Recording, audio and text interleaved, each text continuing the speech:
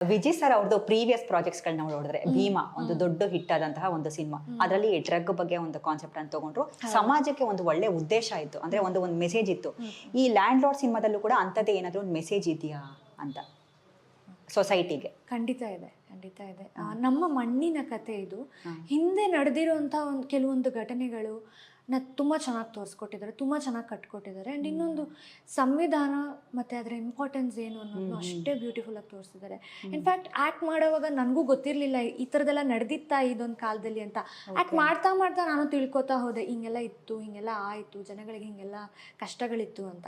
So ಈ ಸಿನಿಮಾದಲ್ಲಿ ಆ ಒಂದು ವಿಚಾರ ಅಂದರೆ ಸಂವಿಧಾನದ ಒಂದು ಇಂಪಾರ್ಟೆನ್ಸ್ ಆಗಿರ್ಬೋದು ಅಥವಾ ಹೋರಾಟನ ತುಂಬ ಚೆನ್ನಾಗಿ ತೋರಿಸ್ಕೊಟ್ಟಿದ್ದಾರೆ.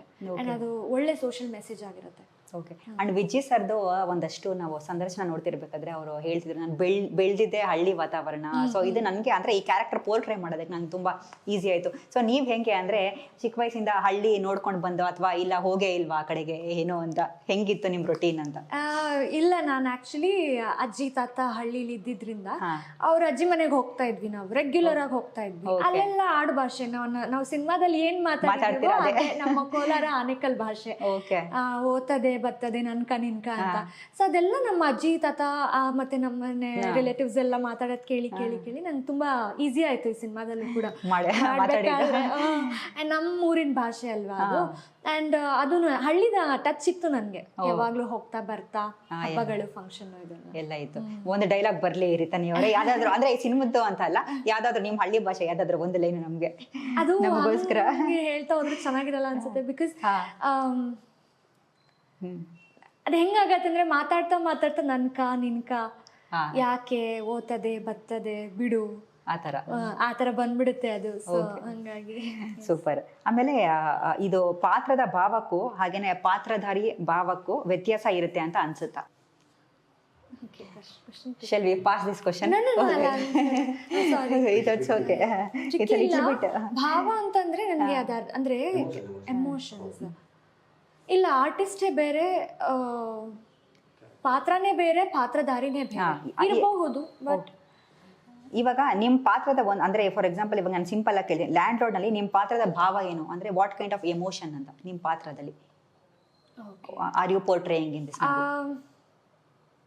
ಯಾವ ತರದ ಭಾವನೆ? ತುಂಬಾ ಸ್ಟ್ರಾಂಗ್ ಗರ್ಲ್ ಅವಳು, strong girl, brave girl. Okay. ತುಂಬಾ ಒಂದು ಎಲ್ಲವನ್ನು ಎದುರಿಸಿ ನಿಲ್ಲುವಂತ ಒಂದು ಕ್ಯಾರೆಕ್ಟರ್ ಭಾಗ್ಯ. ಯಾಕೆ ಅಂದ್ರೆ ಏನನ್ಸುತ್ತೆ, ಈ ಟೀಸರ್ಗಳಲ್ಲಿ ಅಥವಾ ಸಾಂಗ್ಗಳಲ್ಲಿ ಗ್ಲಿಮ್ಸ್ಗಳಿಗೆ ಮಾತ್ರ ಬಿಟ್ಟಿದಾರಲ್ವಾ, ನಮ್ಗೆ ಅದನ್ನ ನೋಡಿ ಮಾತ್ರ ಜಡ್ಜ್ ಮಾಡೋಕ್ಕಾಗತ್ತೆ. ಎಲ್ಲೋ ಒಂದ್ ಕಡೆ ಸೈಲೆನ್ಸ್ ಇದೆ, ನಿಮ್ ಕಣ್ಣಲ್ಲಿ ತುಂಬಾ ಸೈಲೆನ್ಸ್ ಇದೆ, ಮತ್ತೊಂದು ಕಡೆ ಒಂದು ಅಲರ್ಟ್ನೆಸ್ ಕೂಡ ಇದೆ, ಅಂದ್ರೆ ಶಿ ನೋಸ್ ಎವ್ರಿಥಿಂಗ್ ಅನ್ನುವಂಥದ್ದು. ಅದಕ್ಕೆ ನಾನು ಈ ಒಂದು ಪ್ರಶ್ನೆನ ನಿಮ್ಗೆ ಕೇಳಿದೆ. ಸೊ ಇದು ಈ ಒಂದು ಕ್ಯಾರೆಕ್ಟರ್ ಫುಲ್ಲು ನಿಮ್ದು ಪಾತ್ರದಲ್ಲಿ ಫುಲ್ ಹಂಗೆ ಕ್ಯಾರಿ ಆಗುತ್ತಾ ಹೇಗೆ, ಅಥವಾ ಚೇಂಜ್ ಓವರ್ ಆಗುತ್ತಾ? ತುಂಬಾ ಎಮೋಷನ್ಸ್ ಇದೆ ಈ ಪಾತ್ರಕ್ಕೆ, ಸಾಕಷ್ಟು ಅಪ್ಸ್ ಅಂಡ್ ಡೌನ್ಸ್ ಇರುತ್ತೆ ಈ ಪಾತ್ರಕ್ಕೆ. ಸೊ ಹಂಗಾಗಿ ಎಲ್ಲಾ ತರದ ಒಂದು ಭಾವನೆಗಳನ್ನು ಎಕ್ಸ್ಪ್ರೆಸ್ ಮಾಡೋ ಒಂದು ಪಾತ್ರ ಇದು. ಓಕೆ. ಆಮೇಲೆ ರಿತನಿ ಅವ್ರಿಗೆ ನಾರ್ಮಲ್ ಆಗಿ ಒಂದು ಆಸ್ ಅ ಕ್ಯಾರೆಕ್ಟರ್ ನೀವು ಅಭಿನಯ ಮಾಡೋದಕ್ಕೂ ಪಾತ್ರವನ್ನ ಕೆಲವೊಬ್ರು ಜೀವಿಸ್ತಾರೆ, ಅಂದ್ರೆ ಅವರೇ ಪಾತ್ರ ಆಗ್ಬಿಡ್ತಾರೆ. ಇವಾಗ ನೀವು ಭಾಗ್ಯ ಅಂತ ಹೇಳಿದ್ರೆ ಅವರೇ ಭಾಗ್ಯ ಆಗ್ಬಿಡ್ತಾರೆ. ಈ ಎರಡಕ್ಕೂ ಡಿಫ್ರೆನ್ಸ್ ಏನು? ಜಸ್ಟ್ ನಾನು ಆಕ್ಟ್ ಮಾಡ್ತೀನಿ ಅನ್ನೋದಕ್ಕೂ ಅಥವಾ ನಾನೇ ಭಾಗ್ಯ ಆಗ್ಬಿಟ್ಟಿದ್ದೀನಿ ಅಂತ ಜೀವಿಸೋದಕ್ಕೂ what is a major difference?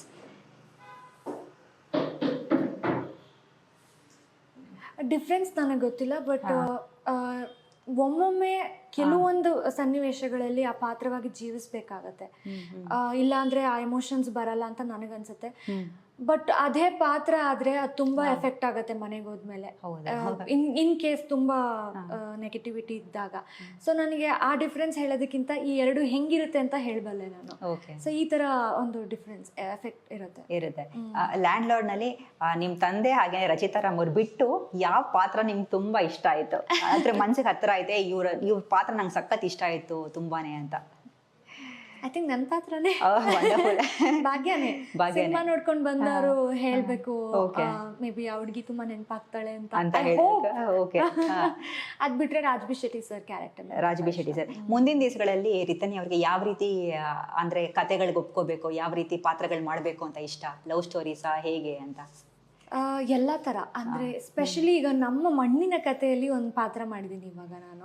So ಈ ಥರದ್ದು ಮಾಡೋಕ್ಕೆ ನನಗೆ ತುಂಬ ಇಷ್ಟ. ಬಟ್ ಲವರ್ ಗರ್ಲ್ ಆಗಿ ಎಲ್ಲ ಥರನೂ ಕಾಣಿಸ್ಕೊಳ್ಳೋಕ್ಕೆ ಐ ಆಮ್ ವೇಟಿಂಗ್, ಕಾಯ್ತಿದ್ದೀನಿ. ಫೇವ್ರೆಟ್ ಆಕ್ಟರ್ ಅಂತ ಯಾರಾದರೂ ಇದ್ದೀರಾ ಇವರೊಟ್ಟಿಗೆ ನನ್ನ ಸ್ಕ್ರೀನ್ ಸ್ಪೇಸ್ ಅಂದರೆ ನನ್ನ ಸ್ಕ್ರೀನನ್ನು ಶೇರ್ ಮಾಡ್ಕೊಳ್ಳೇಬೇಕು ಅಂತ?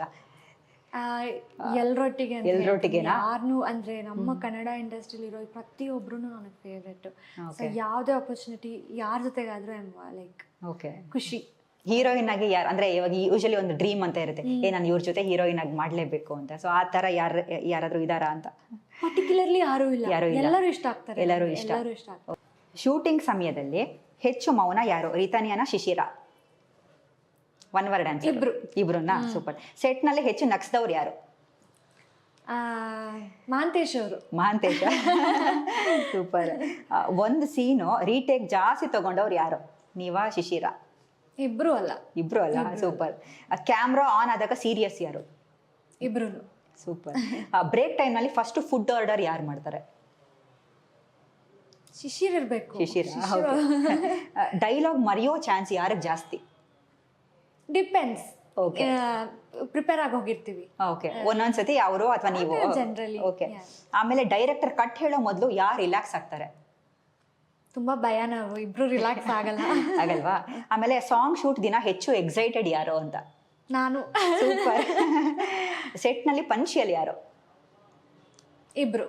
ಸೂಪರ್. ಲ್ಯಾಂಡ್ ಲಾರ್ಡ್ ಸೆಟ್ ನಲ್ಲಿ ಬಿಗ್ಗೆಸ್ಟ್ ಪ್ರಾಂಕ್ಸ್ಟರ್ ಯಾರು? ಪ್ರಾಂಕ್ಸ್ಟರ್ ಯಾರಿದ್ರು? ಯಾರಾದ್ರೂ ನೀವು ಶಶಿರ್ ಬಿಟ್ಟು ಯಾರಾದ್ರೂ ಪ್ರಾಂಕ್ಸ್ಟರ್? ಮಹಾಂತೇಶ್ ಅವರೇ.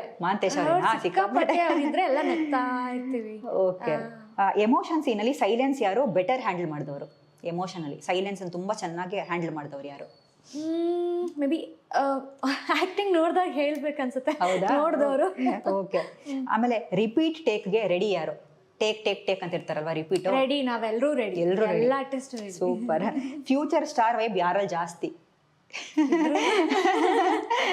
ಇಬ್ರು.